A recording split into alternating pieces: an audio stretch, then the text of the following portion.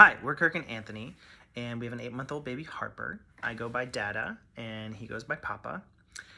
We started a blog, Two Beards and a Baby, in 2015 to document our journey to parenthood. It's nice to meet you guys. Hi, Kirk and Anthony. My name is Dr. Natasha Burgert. I am a general pediatrician in the Kansas City area. Hi, and I'm here hopefully to answer some of your questions during this Two Beards Get Real Q&A about feeding or soothing or getting to know your baby, and hopefully have some help for other LGBTQIA plus families out there. After a long 5 years of one step forward, two steps back kind of process, we were finally matched with our gestational surrogate. His name was Anna. We live in Oregon and she lives in Illinois. So there was a lot of video chatting, kind of like this, texting, a few in-person visits. And we did a frozen embryo transfer in July of 2019. That sounds like a long journey. Yeah, so Anna was scheduled to be induced, and we were ready with plane tickets, and we had made some, other arrangements, but we hadn't really given too much thought about what it was that we were going to bring with us to the hospital. And wouldn't you know it, Harper decided to arrive a week early. So we ended up sort of like last minute throwing a bunch of random stuff into a bag. Luckily we did make it to the hospital in time for the birth, which was really, really special. But we didn't necessarily have all of the things that we might have needed at the hospital. So I don't know, what would you have suggested that we brought with us to the hospital? I'm just so glad that you both made it there in time to see Harper be born. That's the biggest thing. Keeping the hospital bag super simple. The hospital's going to have all of the baby supplies you need. Bring a going home outfit. Bring a couple of heirlooms. Maybe something like a Soothy Snuggle in order to have a tool to use during those first few days. Right. Otherwise, keep it simple. That all makes sense. Well, so actually now we have a few questions about feeding. Sure. So after a lot of intimate conversations, we all agreed for Harper to latch early on and sort of receive that early colostrum from Anna. We obviously weren't able to continue breastfeeding for various different reasons, but it took us a bit to figure out, and to decide on other options for feeding. So we're wondering, like, what are some of the ways that can help with these kind of decisions on what formulas to use and, like what size bottles to get. There's a lot of trial and error for us. How do you make sure that both parents can participate in feeding as well? It's a lot of trial and error for any parent for sure. And especially in your situation, you have a lot of options. You can use formula, you can use donated breast milk. Some of my non-binary and transmasculine parents still like to do some nursing, breastfeeding, chest feeding. For someone like Harper, I might recommend a Philips Avent natural bottle. It's the most natural way to bottle feed because she had been latching on the breast. It'll be a nice transition to bottle feeding. But really, it is trial and error. We work together to figure out what she likes. That's great. We ended up doing a mix of breast milk. We were doing about 8 ounces a day and formula. And at first, we weren't really sure like how to really incorporate the breast milk, into kind of the schedule. Is there any reason that folks should not mix both formula and breast milk in the same bottle? I think mixing them together just makes it a little bit more technically complicated, and there's no benefit to mix them together. I typically recommend just doing breast milk bottles and formula bottles just kind of intermittently instead of actually mixing the milk in the bottle. Well, so we know that eye contact during feeding is pretty important. It's pretty important for obviously neurobiology, the bonding and sort of attachment. And this seems to, obviously seems to come pretty organically if one parent is breastfeeding.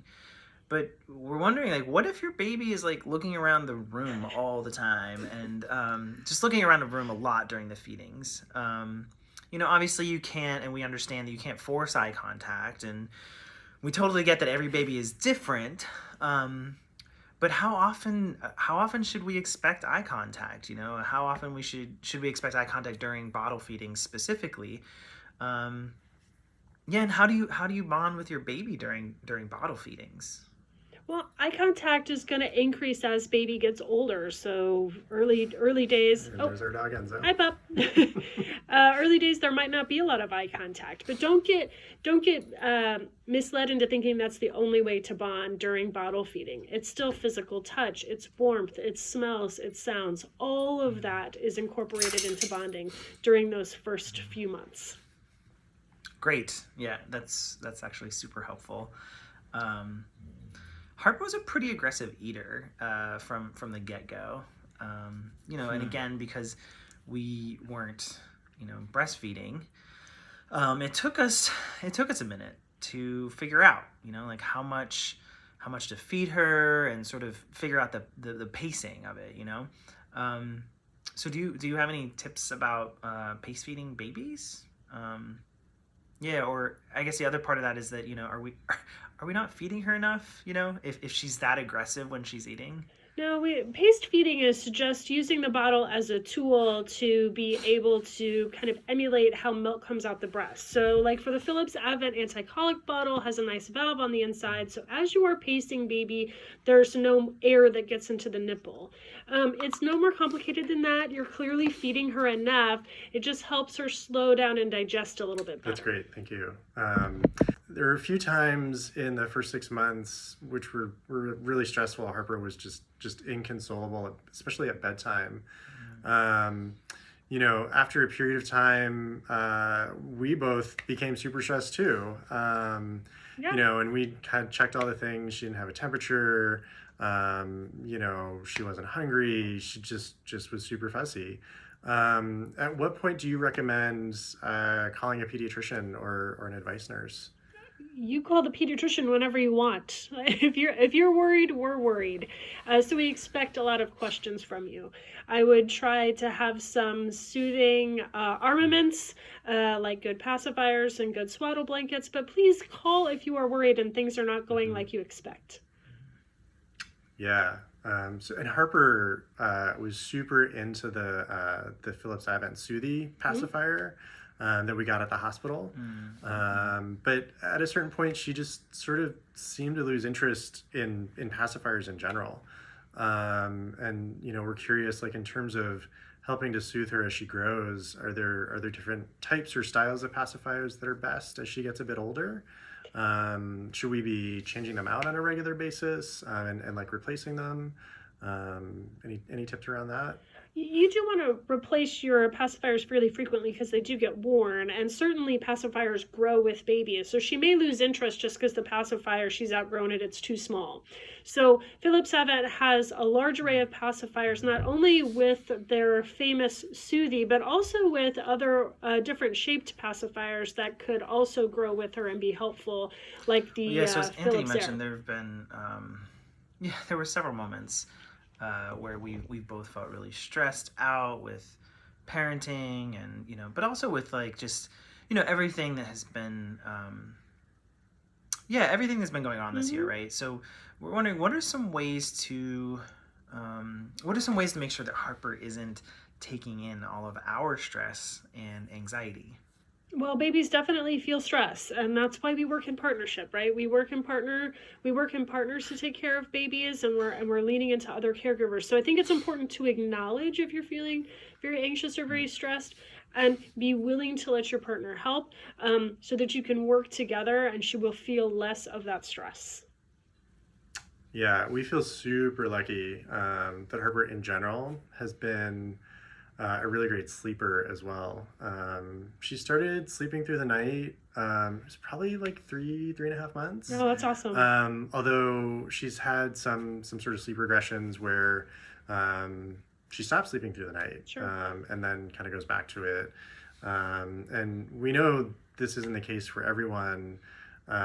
We practiced really early on pausing, The and pause. setting a Oh, timer man. for 5 minutes, like when she would first get fussy before going into her, to kind of see if, help her to learn Sure. to self-soothe. Um, what are some other ways to support a baby sleeping through the night? Because I think, as every parent knows, that's sort of Yeah, the pause is so ideal, hard too. sleeping through the Oh, night. it's so hard.